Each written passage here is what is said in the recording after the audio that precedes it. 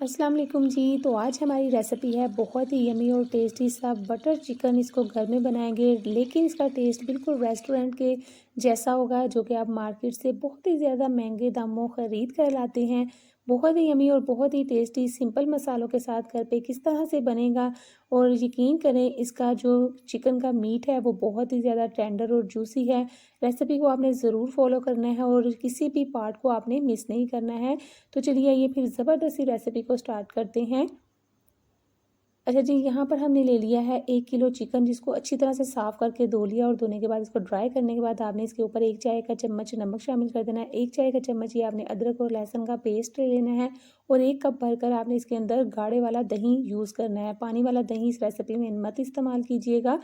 तो आपने कोशिश करनी है गाढ़ा दही यूज़ करें। इसको आपने अच्छी तरह से मिक्स कर लेना है। ये तीनों चीज़ों को अच्छी तरह से मिक्स करने के बाद आपने आधे घंटे के लिए इसको कवर करके रख देना है। इसको मैरिनेट कर लेना है।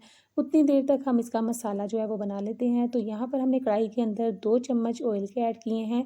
उसके बाद एक बड़े साइज़ की प्याज को काट कर ऐड कर देना है और साथ ही 4 से 5 अदद सब्ज़ मिर्चों को साबुत ही इसके अंदर डाल देना है और इसको आपने इसी थोड़े से ऑयल के अंदर हल्का सा सौते कर लेना है।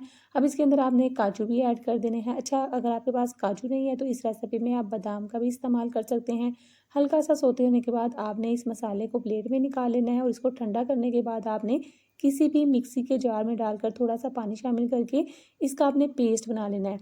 अब उसी पैन के अंदर आपने 1 टिकिया मक्खन की ऐड कर देनी है और इसके अंदर आपने हाफ कप ऑयल ऐड कर देना है। जब मक्खन और ऑयल आपस में मिक्स हो जाए, मेल्ट हो जाएँ, तो फिर आपने इसके अंदर क्या करना है, इसके अंदर हम ऐड करेंगे साबुत गरम मसाला। 2 अदद सब्ज़ इलायची है, 3-4 लौंग है और 1 बड़ा टुकड़ा दालचीनी का, वो भी आपने इसके अंदर शामिल कर देना है। 1 चाय का चम्मच अदरक और लहसुन का पेस्ट जाएगा इस रेसिपी के अंदर। टोटल इस रेसिपी के अंदर आपने 2 टीस्पून अदरक लहसुन का पेस्ट ऐड करना है। 1 हमने पहले ऐड किया था और 1 अभी ऐड कर रहे हैं। इन सारी चीज़ों को अच्छी तरह से आपने फ्राई करना है और उसके बाद आपने इसके अंदर चिकन ऐड कर देना है, जिसको हमने मैरिनेट करके रखा हुआ था।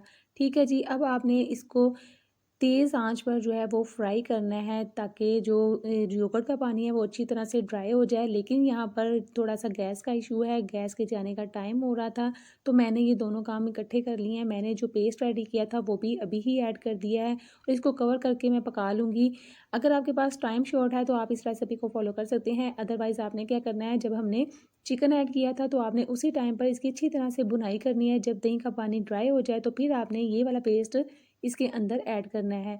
ठीक हो गया। अभी हम क्या करेंगे, अभी हम इसको मिक्स करेंगे अच्छी तरह से और इसको हमने कवर करके इतनी देर तक पकाना है ताकि चिकन जो है वो अच्छी तरह से सॉफ्ट हो जाए और इसके बाद हम इसकी नेक्स्ट जो कुकिंग है वो स्टार्ट करेंगे कि उसको किस तरीके से बनाना है। यहाँ पर हमने इसको कवर कर दिया है। 15 मिनट कवर करने के बाद चिकन अच्छी तरह से गल चुका है, पानी अच्छी तरह से ड्राई हो चुका है। तो अब हम इसको मज़ीद जो है वो फ्राई कर लेते हैं ताकि सारे मसाले अच्छी तरह से फ्राई हो जाए और उनका फ्लेवर जो है वो चिकन में आ जाए। गाइस, वाकई में ये बहुत ही कमाल की और ज़बरदस्त सी रेसिपी है। सिंपल मसालों के साथ रेस्टोरेंट जैसा टेस्ट घर में ही आ जाएगा। अब आपने इसके अंदर 1 चम्मच भरकर धनिया पाउडर, 1 चम्मच ज़ीरा पाउडर और हाफ़ टेबल स्पून काली मिर्चों का पाउडर ऐड कर देना है। तीनों चीज़ों के साथ आपने अच्छी तरह से चिकन को फ्राई करना है। अब आपने इसके अंदर साबुत सब्ज़ मिर्चें भी ऐड कर देनी हैं, जो कि इसकी लुक और इसका फ्लेवर जो है वो चेंज कर देंगी। ज़बरदस्त सी रेसिपी है, जिसके अंदर हमने मक्खन ऐड किया है ना, उससे तो इसका टेस्ट और भी डबल हो जाता है। बहुत ही यम्मी लगता है। अगर आपके पास मक्खन नहीं है तो आप देसी घी का भी इस्तेमाल कर सकते हैं। बहुत ही अच्छी तरह से हमने इसको फ्राई कर लिया है। अब एक और चीज़ आपने इसके अंदर लास्ट पर, बिल्कुल लास्ट पर ऐड करनी है, वो है फ्रेश क्रीम। पैकेट वाली क्रीम का इस्तेमाल कर सकते हैं। 3 चम्मच आपने इसके अंदर फ्रेश क्रीम के ऐड कर देने हैं और फ्रेश क्रीम से इस रेसिपी में जान आ जाएगी। अगर आपके घर में ना भी हो तो प्लीज़ फ्रेश क्रीम ज़रूर यूज़ कीजिएगा, इससे वाक़ई में टेस्ट आता है।